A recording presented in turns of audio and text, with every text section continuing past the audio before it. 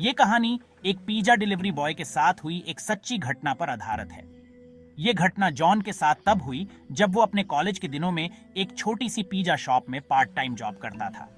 एक रात करीब 1 बजे जब जॉन अपनी शिफ्ट खत्म करके घर के लिए निकलने ही वाला था, तब अचानक ही पिज्जा शॉप का फोन बजा। जॉन ने फोन उठाया तो कोई आदमी बहुत ही सहमी आवाज में ऑर्डर दे रहा था।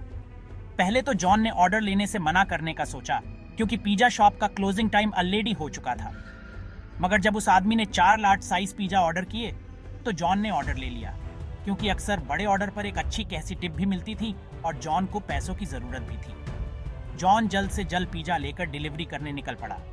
डिलीवरी एड्रेस उस पिज्जा शॉप से काफी दूर शहर के आउटस्कर्ट में था।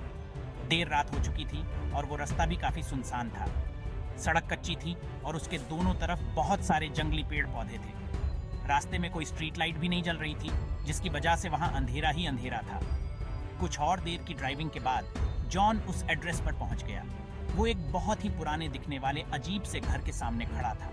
वो घर फॉरेस्ट एरिया के अंदर था और उस घर की कोई भी लाइट नहीं जल रही थी, बल्कि आसपास कुछ हलचल भी नहीं थी। बिल्कुल ऐसा लग रहा था कि जैसे वो घर सालों से वीरान पड़ा है और उस घर में कोई रहता ही ना हो। जॉन उस घर को देखकर थोड़ा घबरा रहा था, इसलिए उसने अपने मैनेजर को कॉल किया। वो अपने मैनेजर को वो सिचुएशन एक्सप्लेन करके वहां से वापस चले जाना चाहता था, लेकिन उसके मैनेजर ने फोन ही नहीं उठाया। जॉन अगर बिना मैनेजर को बताए वो चारों पिज्जा वापस ले जाता तो उसका मैनेजर उससे बहुत ज्यादा गुस्सा हो जाता और उसकी सैलरी भी काट लेता। इसलिए जब बार बार कॉल करने पर भी उसके मैनेजर ने फोन नहीं उठाया तो उसने एक बार उस घर के पास जाकर डिलीवरी ट्राई करने का मन बनाया। जॉन जैसे ही आगे बढ़ा, उस घर के अंदर की एक लाइट ऑन हो गई। जॉन को थोड़ा सा कॉन्फिडेंस आया कि शायद अंदर कोई है। उसने डोरबेल बजाई और जोर से कहा, पिज्जा डिलीवरी। मगर कुछ देर तक किसी ने दरवाजा नहीं खोला। जॉन ने फिर से बेल बजाई तो उसे अंदर से किसी के कदमों की आवाज आई, लेकिन फिर से किसी ने दरवाजा नहीं खोला। जॉन वापस जाने ही वाला था कि अचानक से वो दरवाजा अपने आप खुल गया। जॉन थोड़ा घबराया हुआ अंदर घुसा। हॉल में एक डिम सी लाइट जल रही थी और वहां कोई भी नहीं था। जॉन ने आवाज लगाई, हेलो, कोई है? प्लीज अपना पिज्जा ले लीजिए।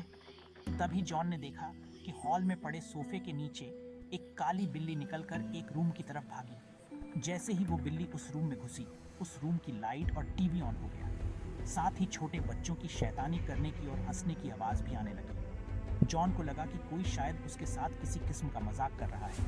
वो गुस्से में उस रूम के अंदर गया। वहाँ 2 छोटी सी लड़कियां बैठी थी।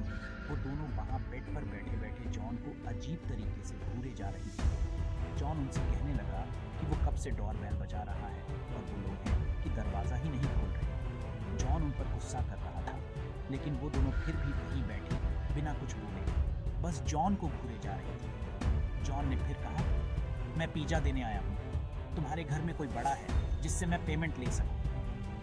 अचानक उन लड़कियों की आंखों का रंग सफेद पड़ गया और उनकी चुप्पी एक खतरनाक धंसी में बदल गई। उन दोनों ने उस कमरे के दरवाजे की तरफ इशारा किया जो जॉन के पीछे था। जॉन पीछे पलटा तो वो घबरा उठा।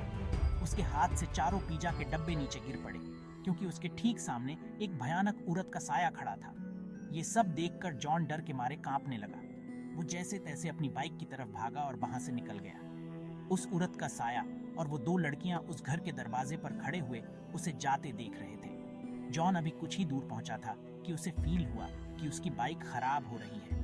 एकदम से बाइक के घिसटने की आवाज आने लगी और बाइक बंद पड़ गई। सहमा हुआ जॉन बाहर निकला और उसने देखा कि उसकी बाइक का टायर पंचर था। उसने डर की मारे पुलिस को फोन मिलाया और जल्द से जल्द मदद मांगी। वो आसपास देखने लगा और अचानक ही उसकी नजर बाइक के रियर व्यू मिरर पर पड़ी, जिससे देखकर उसके पैरों तले जमीन खिसक गई। बाइक के पीछे उस औरत का साया और वो 2 बच्ची खड़ी थी। वो तीनों धीरे धीरे जॉन की परप्पी आ रही थे। जॉन हड़बड़ा के बाइक वहीं छोड़कर जंगल की तरफ दौड़ने लगा। दौड़ते दौड़ते वो बहुत थक गया और एक बड़े से पेड़ के पीछे जाकर छुप गया।